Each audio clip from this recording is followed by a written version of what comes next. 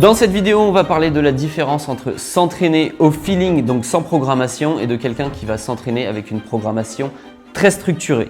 Déjà, je me présente, moi c'est Jean, j'accompagne des athlètes de calisthénie à débloquer leur première figure ou à s'améliorer dessus, ou encore j'accompagne des personnes à découvrir l'entraînement au poids du corps. Si jamais tu as envie d'en apprendre plus sur l'entraînement au poids du corps ou sur les figures, tu peux tout simplement cliquer sur ma chaîne YouTube et dessus tu verras, il y a plein de contenu sur comment progresser en calisthénie. Si tu as envie de découvrir ma méthode d'entraînement, tu cliques sur le premier lien dans la description. Bref, sur ce, on attaque la vidéo et on va voir ce qui est le plus intéressant entre s'entraîner au feeling ou s'entraîner avec une programmation construite. Comme d'habitude, on va voir que c'est pas blanc ou noir. En réalité, il existe des nuances et on va voir à quel type de profil correspond quelle méthode. Forcément, si vous débutez l'entraînement en calisthénie, que vous rencontrez des gens dans les parcs autour de chez vous qui s'entraînent, tout le monde va vous dire tout et son contraire.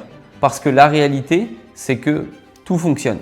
Vous allez avoir des personnes qui vont vous dire qu'il faut absolument tout cycler, tout structurer, comme en powerlifting par exemple ou dans les autres sports de force, et qu'il faut absolument planifier chaque séance. Et au contraire, vous allez avoir des gens qui vont vous dire non, ce qu'il faut, c'est écouter son corps, s'entraîner au feeling, ne pas avoir de programmation. D'ailleurs, moi, c'est ce que j'aime faire. Souvent, ces gens-là, c'est ce qu'ils vont vous dire. Moi, voilà, j'ai pas besoin de programmation, je m'entraîne avec mes potes, je fais ce que je veux durant mes entraînements et s'il faut, je m'entraîne 3 heures par jour. Maintenant, la question, c'est quelle est la meilleure méthode pour vous? Moi, de ce que j'ai vu, il y a 2 types de profils. Le premier type de profil, c'est la personne qui va tout simplement être ultra organisée dans sa vie de tous les jours. Vous allez planifier vos rendez-vous lorsque vous allez être en cours. Vous allez surligner chaque chapitre avec une couleur différente pour vous organiser. Vous n'arrivez jamais en retard à vos rendez-vous. Bref, ce que vous aimez, c'est être organisé et structuré. Et bien forcément, pour vous, ce type de méthode va vous convenir. Vous allez aimer retrouver cette structure dans vos entraînements. Au contraire, si vous êtes quelqu'un de plus désorganisé, ce que vous aimez, c'est les imprévus, qu'on vous prévienne au dernier moment quand il y a une soirée avec vos potes et que vous y allez, goûter de nouveaux plats, goûter de nouvelles choses, sensations, vous allez préférer vous entraîner au feeling. En fait, on va voir que les 2 méthodes ont d'énormes avantages et inconvénients. L'avantage de la première méthode, surtout si vous débutez la calisthénie, c'est que ça va vous aider à comprendre comment fonctionne l'entraînement, à cycler vos entraînements. Ça va vous apprendre à choisir les bons exercices en fonction des objectifs que vous vous êtes fixés et donc ça va vous permettre tout simplement d'avoir une structure et de comprendre comment vous diriger pas à pas vers vos objectifs. Par contre, une des choses que cette méthode ne vous apprendra pas, c'est à comprendre comment votre corps fonctionne.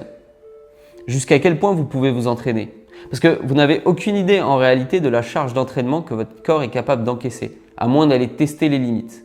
Sauf que si vous vous entraînez uniquement avec une programmation, vous avez peu de chances d'aller tester ces limites. En ce qui me concerne, mes premières années de calisthénie, je ne savais pas du tout m'entraîner. Je m'entraînais au feeling parce que c'est ce qu'on m'avait dit de faire et en même temps, c'est ce que j'aimais bien faire. Je visualisais mon entraînement, mes combos, ce que je voulais lancer. J'arrivais à l'entraînement, je m'amusais, clairement, je progressais, sauf qu'au bout d'un moment, j'ai commencé à ressentir une stagnation. Pour quelle raison exactement? En fait, c'est simple, je suis rapidement tombé en surentraînement.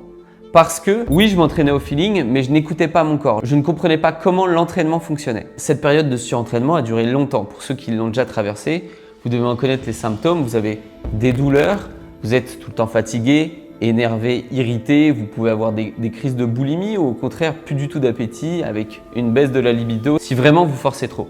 Et surtout, vous ne progressez pas, voire vous régressez, ce qui m'est arrivé un nombre incalculable de fois. Suite à cette période, je me suis fortement intéressé à l'entraînement et j'ai fini par comprendre comment fonctionnaient les cycles d'entraînement. Mettre en place des périodes de repos, de deload pour laisser à votre corps le temps de récupérer, puis repartir plus fort sur un nouveau cycle d'entraînement. Et là, je vous vois venir, forcément, vous allez me dire « Ok, du coup, clairement, la meilleure méthode, c'est de structurer ces séances et d'avancer pas à pas comme on fait dans tous les sports de force. » Sauf que la première chose, c'est que si vous faites ça, vous ne testez jamais vos limites. Aujourd'hui, l'avantage de cette période, c'est que maintenant, je connais mon corps par cœur. Je sais à quel point je peux m'entraîner, jusqu'à quel point je peux le pousser dans ses limites et à quel moment je dois le laisser reposer, décharger et prendre du repos. Et ça, c'est un énorme avantage parce que ça fait que je peux jouer autour de mes entraînements en fonction de mon état de fatigue, de mon ressenti.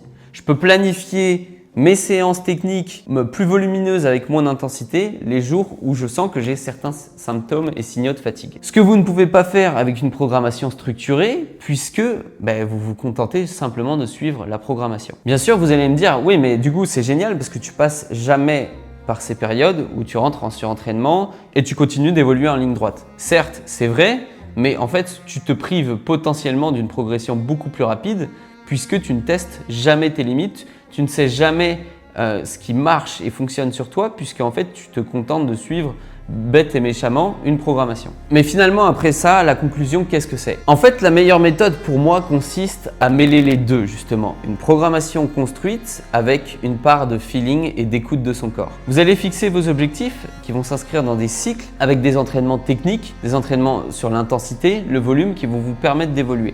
Mais ces entraînements ne vont pas être répartis de manière fixe. Vous allez tout simplement les planifier et les adapter en fonction de votre ressenti au quotidien.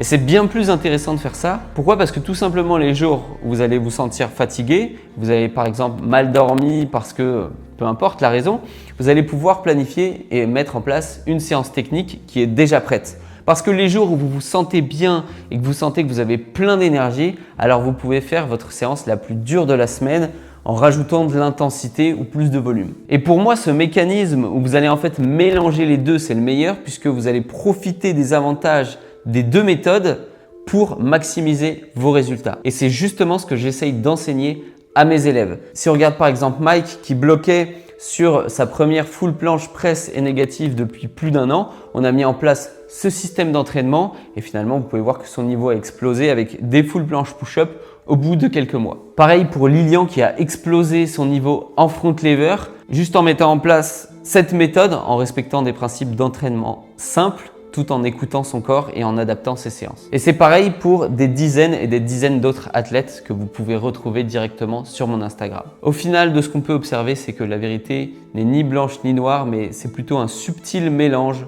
entre plusieurs méthodes ou plusieurs solutions qui vont vous donner les meilleurs résultats. Donc si toi aussi tu as envie de comprendre comment t'entraîner en calisthénie et surtout comprendre comment fonctionne ma méthode, je te laisse cliquer sur le premier lien en description. Ça t'amènera sur une autre vidéo YouTube qui t'expliquera comment fonctionne en détail ma méthode d'entraînement. Si tu as apprécié la vidéo et que tu as envie de soutenir ce que je fais, je te laisse t'abonner directement à la chaîne et mettre un petit like sur la vidéo. Tchuss!